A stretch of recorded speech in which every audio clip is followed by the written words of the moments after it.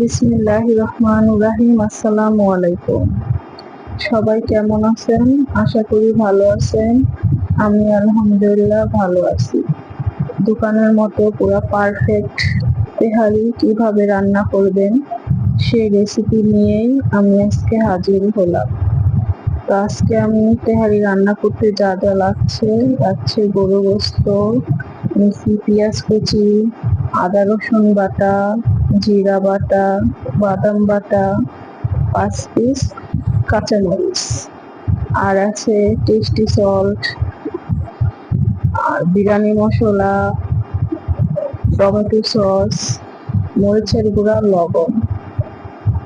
এখন আমি গরু গোস্তের ভিতরে পেঁয়াজ কুচি দিব। পেঁয়াজ কুচি অর্ধেক দিব আর অর্ধেক বেরেস্তার জন্য রাখা দেবো। পেঁয়াজ কুচি দিয়ে দিলাম, পরে দিব আদা রসুন বাটা, জিরা বাটা, তারপরে দিব হলো বাদাম বাটা, লবণ, মরিচের ফাঁকি, সামান্য পরিমাণ মরিচের ফাঁকি দিবেন, বিরিয়ানি মশলা দিয়ে দিবেন, টমেটো সস দিয়ে দিলাম।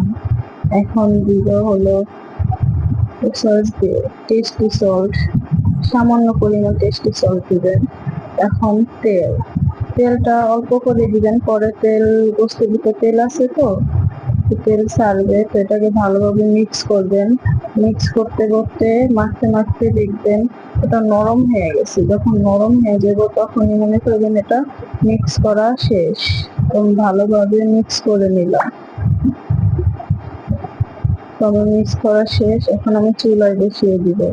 চুলায় বসিয়ে দিয়েছি, এটা বলক আসা পড়ছে। এখন আমি এটাকে ভালোভাবে নাড়ে এটাকে কষাবো। তো কষানোর জন্য আমি এটাকে ঢাকা দিই। তো এখন আমি ঢাকবো বল দিয়ে। তো কেউ কিছু মনে করবেন না, আমার পাশের ঘরের ভাবলি আমার ঢাকনাটা নিয়ে গেছে, তো আর এখনো দেওয়া যায় নাই, তার জন্য আমি বল দিয়ে ঢাকলাম। তো কেউ কিছু আবার মাইন্ড করেন না। তো আমার এখন গোস্তটা কষানো হয়ে গেছে। দেখবেন উপরে তেল এসে পড়ছে। তেল এসে পড়লে গোস্তটা কষানো হয়ে গেছে। তো এখানে একটা জিনিস দেখবেন, গোস্তটা সিদ্ধ হয়েছে কিনা। একটা গোস্ত চেক করে দেখবেন, যদি সিদ্ধ হয় তাহলে পানি অ্যাড করা লাগবে না, আর যদি না সিদ্ধ হয় তাহলে একটু সামান্য পরিমাণ পানি অ্যাড করে এটাকে ঢেকে সিদ্ধ করে নেবেন। তো আমার গোস্তটা সিদ্ধ হয়ে গেছে। এখন আমি চাল অ্যাড করব। চাল দিয়ে ভালোভাবে সবগুলো চাল দিয়ে দিছি। এখন এটাকে ভালোভাবে মশলার সাথে কষাবো, ভালোভাবে নাড়াচাড়া দিয়ে এটাকে মিক্স করে ফেলবো মশলার সাথে। তো দেখবেন নিচে যেন না লেগে যায়। এখন আমার চালটি ভাজা ভাজা হয়ে গেছে। এখন আমি এটার সাথে পানি অ্যাড করব। প্রথমে 1 কাপ দুধ দিছি, আর পানিটা খেয়াল করে দেখবেন আপনার চাল যতটুকু দিবেন এর দ্বিগুণ পরিমাণ পানি লাগবে। তো আমার চাল 1 কেজি ছিল, আমি 2 কেজি পানি দিছি। এটাকে ভালোভাবে নেড়ে চেড়ে সবগুলো মিশিয়ে নিলাম। এখন এটাকে ঢাকনা দিয়ে ঢেকে দেব। বলক করার পর্যন্ত অপেক্ষা করি। বলক এসে পড়েছে। এখন আমি এটাকে আলতো ভাবে নেড়ে দিব। বেশি জোরে নাড়তে যাবেন না, তাহলে এটা নরম হয়ে যাবে। তো আলতো ভাবে নেড়ে চেড়ে দিয়ে এখন এটার সাথে আমি একটু কেওড়া জল অ্যাড করব আর পেঁয়াজ বেরেস্তা।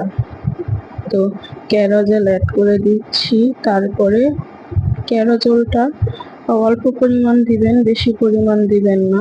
এটা কেউ দিতেও পারেন, নাও দিতে পারেন। তো আমি এখন পেঁয়াজ বেরেস্তাটা দিয়ে এটাকে ঢেকে দিব। একদম চুলার আঁচটা একদম লো দিয়ে দিবেন। তো 15 মিনিট ওয়েট করার পর আমার রেডি হয়ে গেল তেহারি। তো দোকানের মতো তেহারি হয়েছে, অনেক মজা হয়েছিল। তো এই ছিল আমার রান্নার রেসিপিটা। ভালো লাগলে আমার পেজটাকে ফলো করবেন, আর ভিডিওতে একটা লাইক করবেন। তো আজকের জন্য আমি বিদায় নিচ্ছি। সবাই ভালো থাকবেন, সুস্থ থাকবেন। আল্লাহ হাফেজ।